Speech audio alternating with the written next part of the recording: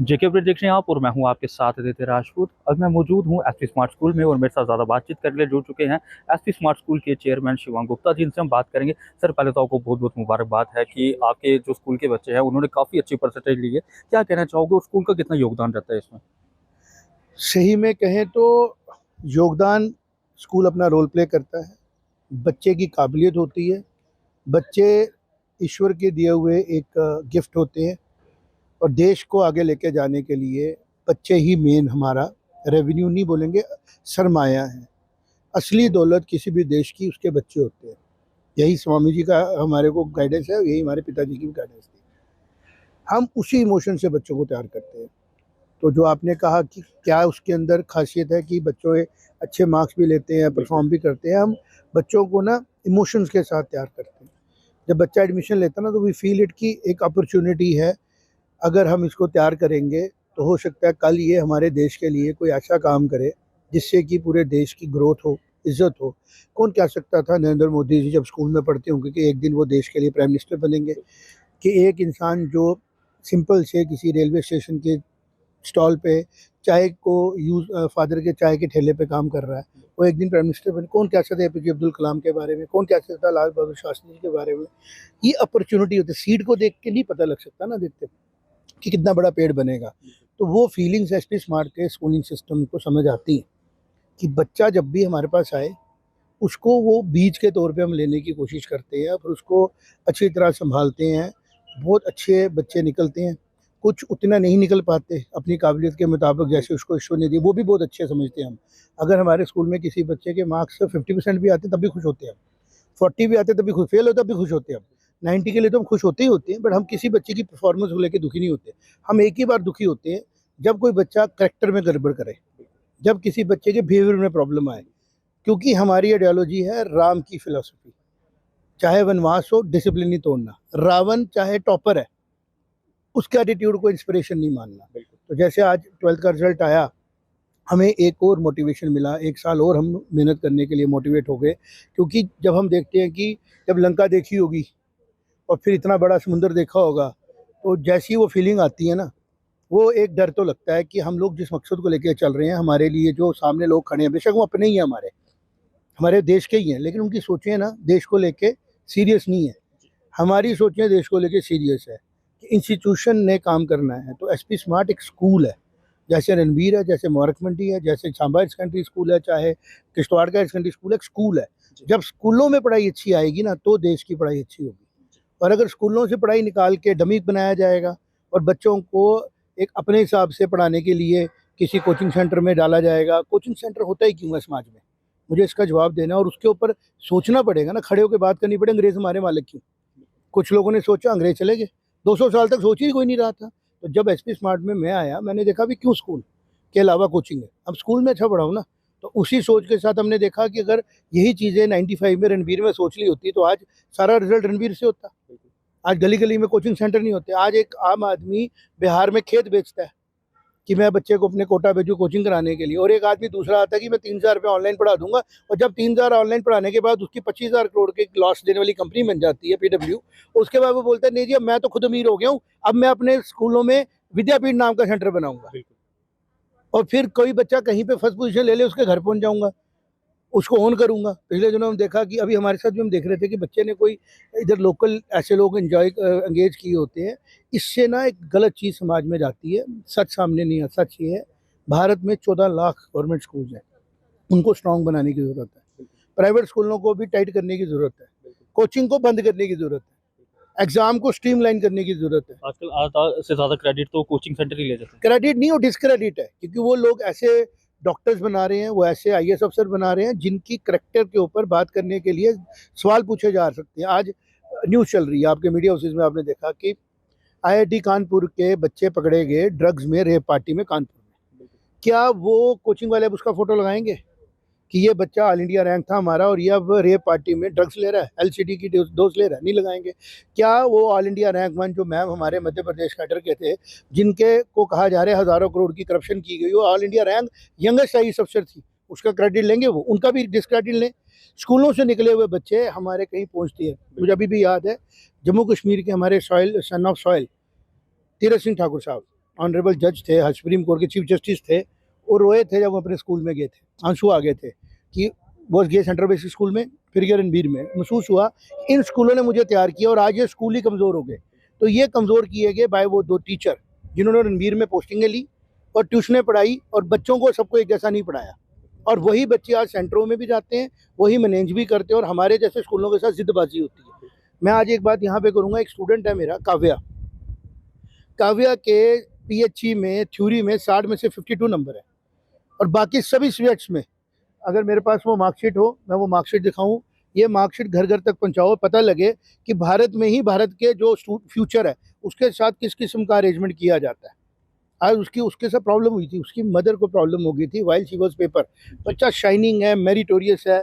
आज उसको मैं क्या बोलूँगा, मैं बोलूँगा कि भारत में करप्शन नहीं है, तो वो पूछेगा ना सर क्या है। ये देखें, बच्चे के फिजिक्स के प्रैक्टिकल में 20 नंबर, केमिस्ट्री में 3 नंबर काटे, कोई बात नहीं काटो।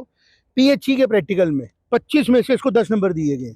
ये सवाल आज एसपी स्मार्ट पूछेगा और उस टीचर को भी हम ढूंढ रहे हैं जिसने एग्जाम लिया, हम उसके भी खंगालेंगे रिकॉर्ड्स कि कहीं इसने कोई गलत डिग्री लेके तो नहीं। यहाँ पर मैं आपको रोकना चाहूंगा, अभी जैसे मैं आपकी सरोवर वाली ब्रांच में हम आपकी, इससे थोड़ी आगे चलते हो विजयपुर या सांबा होगा, वहाँ पर भी काफी कंप्लेंट्स आ रही है कि स्टूडेंट के साथ इनजस्टिस हुआ है, तो क्या वाकई में हुआ है? आपके सामने ये मार्कशीट है, ये मार्कशीट आप दिखाएं। ये अगर मार्कशीट दिखा, ये सारे बच्चों की हमने मार्कशीटें निकालनी है। अगर हम इनके पेपर जो उन्होंने हाथ से दिया है उसको लिखेंगे तो ये सारे बच्चे मेरिट ले रहे हैं, ठीक है। ये बच्चा है, इसको केमिस्ट्री में 3 प्रैक्टिकल नंबर काटे गए, जबकि थ्योरी में इसका एक भी नहीं कटा है। तो प्रैक्टिकल के जो लोग लेने आ रहे थे यहाँ तो वो बहुत ही एफिशिएंट थे, या फिर अब वो कटहरे में खड़े किए जाएंगे। इनके ऊपर हम लोग प्रॉपर एक्शन लेंगे कि बच्चे देश के हैं, देश के प्रति इनको एक्टिव नहीं होने दूंगा। तो क्या लगता है किसी एक की गलती है या पूरा जो मैनेजमेंट है? सिस्टम और प्रैक्टिकल्स के ऊपर बड़ा गहरा क्वेश्चन पूछा जाएगा, क्योंकि कश्मीर में ऐसी चीज़ें नहीं होती हैं। और इस बार भी एग्ज़ाम के बीच में भी देयर इज़ अ थिंग जिसके ऊपर बात होनी चाहिए। हमारे लिए जम्मू कश्मीर बराबर है, शायद कश्मीर के लिए जम्मू बराबर नहीं है।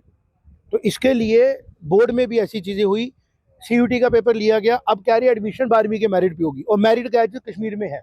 और हमारे पास ये इन्फॉर्मेशन भी आ रही है कि जम्मू के जो प्रेस्टिजियस इंस्टीट्यूट जम्मू यूनिवर्सिटी में भी applicant from Kashmir is increasing. तो हमारे को ये चीज़ें भी समझनी है कि इतनी ज़्यादा पॉलिटिक्स अगर बच्चों के साथ की जाएगी तो ठीक नहीं है। मैं वही बात करने लगा था कि पॉलिटिक्स में होता है कि एम्स आपने उनको दे दिया, डिस्क्रिमिनेशन होता था, लेकिन अब पढ़ाई के साथ भी डिस्क्रिमिनेशन सामने है कि पहले 12th का पेपर ले लिया गया, अभी 10th का पेपर हुआ। हाईएस्ट मार्क्स जम्मू बोर्ड में इतनी मेहनत के बाद 499 आए, वहाँ पे ग्रेस मार्क्स के बाद बहुत से बच्चों के 5 में से 500 भी है। ऐसा चमत्कार तो होता नहीं है ना। मतलब इसका मतलब सही कहा जाता है कि टैलेंट जो है सारा कश्मीर में है। ऐसा नहीं है।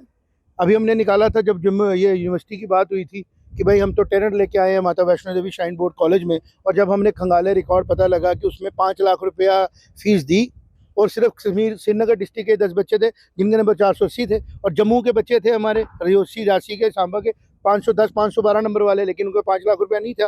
तो कश्मीर के पॉलिटिशियंस को मैनिपुलेशन आती है, उनके एकेडमिशियंस को आती है, हमारे लोगों को ये चीज़ देखने में दिक्कत आ रही है और इसका नुकसान जम्मू का बच्चा भुगत रहा है। अब इस बच्चे को मैं क्या बोलूँगा, honesty is the best policy. जब वो स्कूल से बाहर गया पेपर देने, उसका सिस्टम ने पेपर लिया, जे बोर्ड ने लिया, गवर्नमेंट ऑफ जे ने लिया, उसका विश्वास बनना चाहिए था ना कि मेरा पेपर ढंग से लिया गया, मेरे से जस्टिस किया गया।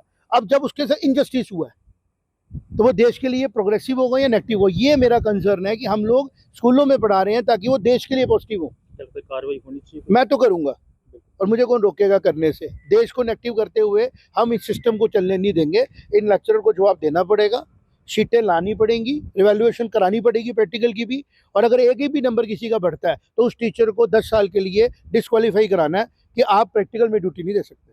क्योंकि बच्चा प्रैक्टिकल में 3 घंटे के लिए गया, उसको टॉर्चर करना, उसके साथ 2 बच्चों को थप्पड़ मारा गया था मेरे स्कूल के, कि अगर कोचिंग सेंटरों के साथ मैं लड़ रहा हूँ, जो रणबीर नहीं लड़ रहा, जो गवर्नमेंट नहीं लड़ रही, और हम लोग अगर लड़ाई कर रहे हैं कि हमारे बच्चे स्कूलों से निकले, और उसके खमियाजे में हमारे साथ पर्सनल अगर एजेंडा कोई चलाएगा, तो मोदी जी ने भी कहा था एक बार दिग्विजय जी को प्रेस कॉन्फ्रेंस में, उनको हरास कर रहे, उसने कहा जब नाक में उंगली करोगे तो जवाब दूंगा ना।